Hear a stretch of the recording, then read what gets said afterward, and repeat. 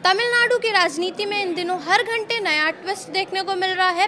पहले सरकार बनाने का सस्पेंस, फिर फ्लोर टेस्ट और अब मुख्यमंत्री विजय का ऐसा यू टर्न जिसने सत्ता के गलियारों में नई बहस छेड़ दी है।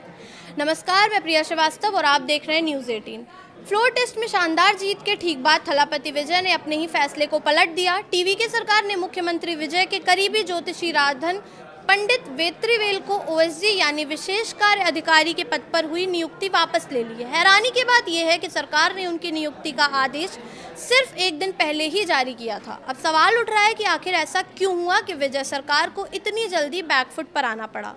दरअसल राधन पंडित वेत्रीवेल कोई साधारण शख्स नहीं है। वो सिर्फ ज्योतिषी ही नहीं बल्कि टीवीके के प्रवक्ता और विजय के बेहद करीबी माने जाते हैं।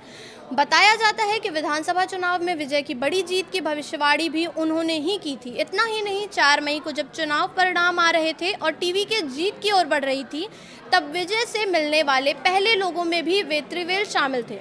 यानी पार्टी और मुख्यमंत्री दोनों के साथ उनकी नज़दीकियां काफ़ी पुरानी और मजबूत मानी जाती हैं। सरकार बनने के बाद विजय ने उन्हें मुख्यमंत्री के राजनीतिक ओएसडी के तौर पर नियुक्त किया और अगर ये फैसला कायम रहता तो वेत्रीवेल मुख्यमंत्री कार्यालय में राजनीतिक समन्वय और सलाहकार की भूमिका निभाते।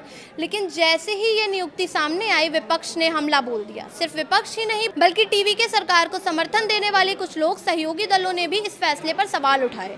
आलोचकों का कहना था कि प्रशासनिक व्यवस्था में एक ज्योतिषी को इतनी अहम भूमिका देना गलत संदेश देता है। तमिलनाडु जैसी राजनीतिक रूप से संवेदनशील और तर्कवादी राजनीति वाले राज्य में इस फैसले को लेकर तीखी प्रतिक्रिया देखने को मिली। हालांकि टीवी के समर्थकों ने इसका बचाव भी किया। उनका कहना था कि वेत्रीवेल सिर्फ ज्योतिषी नहीं बल्कि पार्टी के सक्रिय रणनीतिकार और भरोसेमंद सहयोगी हैं।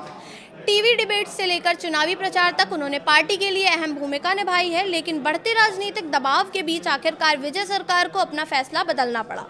सरकार के प्रधान सचिव की ओर से जारी आदेश के जरिए उनकी नियुक्ति वापस ले ली गई है।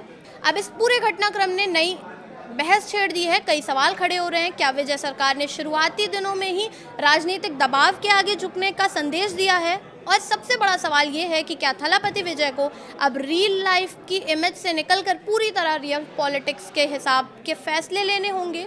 क्योंकि तमिलनाडु की राजनीति में हर फैसला सिर्फ प्रशासनिक नहीं बल्कि एक बड़ा राजनीतिक संदेश भी बन जाता है। फिलहाल इस वीडियो में इतना ही। ऐसे ही और वीडियोस के लिए देखते रहिए न्यूज़ 18।